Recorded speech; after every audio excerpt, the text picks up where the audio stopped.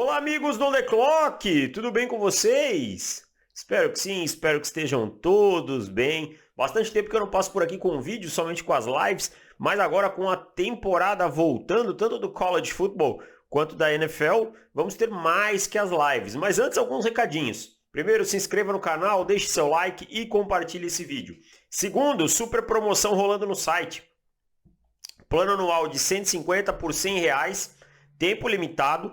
Lembrando, se você assinar o anual, você ganha o guia do draft. Então, se você, por R$ 100, você vai ter acesso ao conteúdo exclusivo do On The Clock, que é textos, podcast extra semanal e o guia do draft de 2023. Tudo isso por R$ 100.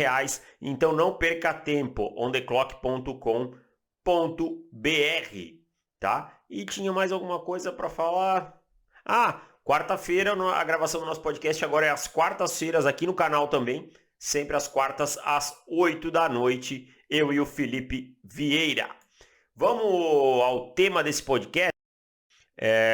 Primeira semana da NFL, já nos livros, né? Já ficou para a história. E eu vou falar sobre 5 calouros que se destacaram. E eu vou começar falando aqui do Drake London, wide receiver do Atlanta Falcons, né? Os Falcons, eles não venceram, perderam um jogo de virada para os Saints, 27-26, mas o Drake London apareceu. O Kyle Pitts, ele ficou um pouco sumido nessa partida, e isso acabou impactando. E aí o Drake London apareceu, 5 recepções, 74 jardas, aparecendo ali como uma boa opção pro Marcus Mariota, né? Os Falcons correram muito com a bola, então quando ele teve a oportunidade pelo ar, apareceu bem. O London é um jogador muito atlético, muito físico, um cara capaz de vencer no corpo, né? Usar muito bem o corpo, e começou bem a temporada contra uma defesa do Saints, que é uma boa defesa, que tem jogadores na secundária como o Marshall Lattimore, né? Que é um jogador interessante e tal. O Drake London aparecendo bem, ele que foi escolhido na primeira rodada pelos Falcons, então começa a temporada de uma maneira bem interessante lá para Atlanta. Atlanta que precisa de playmakers, né? Atlanta só tem basicamente o Kyle Pitts, o Cordarrelle Patterson, que é um híbrido, running back, wide receiver, a gente não sabe direito como classificá-lo, mas é um jogador que produz, né? Que faz as jogadas. Então é muito bom que o Drake London tenha começado bem a temporada. Outro destaque fica para um jogador que já vinha bem na pré-temporada. E ele inclusive é capa desse vídeo, George Karlaftis, o grego, né, o Edge do Kansas City Chiefs. Os Chiefs passaram o carro no Arizona Cardinals, não tomaram conhecimento e o Karlaftis foi muito bem. Aí você olha, mas ele não teve nenhum sack. É muito difícil sacar o Kyler Murray porque ele se move muito, né? Então, por vezes o trabalho do Edge é até empurrá-lo para dentro, jogá-lo para dentro do pocket, para aí sim os caras do miolo fazerem esse trabalho. E aí a gente vê o Karlaftis fazendo isso muito bem e conseguindo pressões. Foram 6 pressões contra o Arizona Cardinals.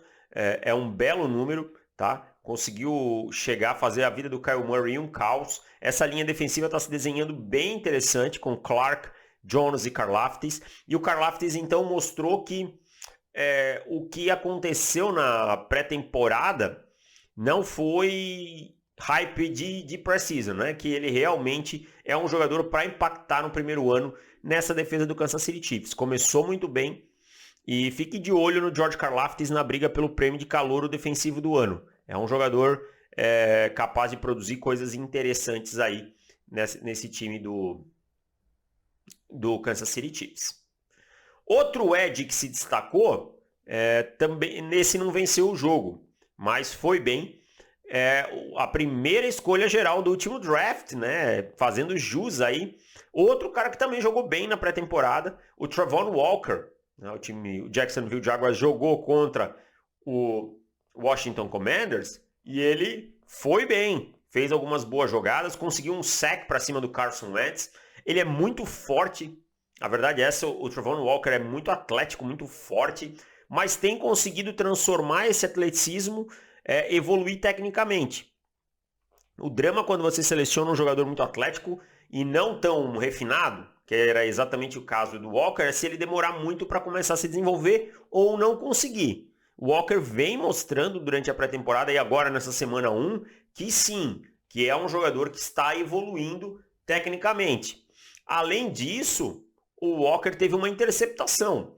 Ele tem se mostrado um jogador inteligente, a gente viu alguns lances de um treino em conjunto, eu não lembro contra quem Jacksonville estava treinando, que ele quase interceptou uma bola e agora ele interceptou nesse jogo. Então ele sai da semana 1 com um sack, uma interceptação e um bom jogo do Travon Walker. É um cara aí que eu tinha minhas dúvidas, né, se valeria essa primeira escolha geral, mas tá dando caminhos aí que vai chegar, que vai conseguir subir seu nível como profissional. Nesse mesmo jogo, a gente teve o quarto destaque. Jogador que, se olhar estatisticamente, assim, ele teve 3 recepções e 40 jardas. Não é grande coisa, né? Não é lá um número muito animador e tal. Porém, dessas 3 recepções, 2 foram para touchdowns, uma muito complicada no final da partida, e ele foi fundamental na vitória do Washington Commanders. Eu estou falando do Jahan Dotson, wide receiver dos Commanders. É um grupo de recebedores que começou muito bem em Washington. O Terry McLaurin, a gente não precisa falar muito, né? O Curtis Samuel conseguindo reaparecer e agora a adição do Jahan Dotson. Tudo isso é muito importante para o Carson Wentz, né? O Carson Wentz que eu critiquei muito antes da temporada, principalmente por conta das 2 últimas, né? Tanto em Filadélfia quanto em Indianápolis, mas que jogou bem na primeira semana, teve suas interceptações, ok, mas jogou bem. E o Dotson aparecendo em bons momentos, momentos cruciais, tem boas rotas, se mostrando seguro. Havia uma dúvida aí por conta do seu peso, esse tipo de coisa, mas o Dotson é um jogador muito agressivo, um cara que joga grande. Então, o Jahan Dotson aí é um cara para ficar de olho. Foi muito bem na semana 1 com 2 touchdowns e o único calouro a anotar 2 touchdowns, se não me engano. Tá? E decisivo na vitória do Washington Commanders. E para fechar essa lista dos 5 destaques, cornerbacks é uma coisa assim que a gente não parar para prestar atenção, o melhor cornerback ele some, porque ele nem sempre tem estatísticas. Mas a Ahmad Sauce Gardner, escolha número 4, jogou muito bem pelos Jets. Você vai dizer, mas o cornerback jogou bem, o time tomou 24-9. Foram 3 targets só na direção dele, tá? Quando a gente para ver o tape, ele está sempre fechando na jogada. 3 targets, uma recepção para 8 jardas do DeMarcus Robinson. A recepção foi de 3 jardas, o Robinson ganhou 5 jardas depois. As outras 2 foram com o Mark Andrews, ele conseguiu fechar, não cedeu a recepção, e várias outras jogadas em que ele esteve na jogada. Sauce Gardner casa muito bem com o sistema do Robert Saleh, isso a gente já falava antes do draft, e já vem provando em campo que é um cornerback que pode jogar em alto nível na liga. Né? Vem provando, não, provou na primeira semana, né? Precisa manter isso aí, ter uma continuidade, uma consistência do Ahmad Sauce Gardner. Mas foi muito bem nessa primeira semana, pena que os Jets assim não conseguiram ofensivamente equilibrar essa partida. Até equilibraram em alguns momentos a sua defesa contra o Baltimore Ravens, mas de resto não conseguiram manter um equilíbrio. Então é isso, esses foram 5 destaques entre os calouros na semana 1 da NFL. Tá? Eu volto na semana que vem.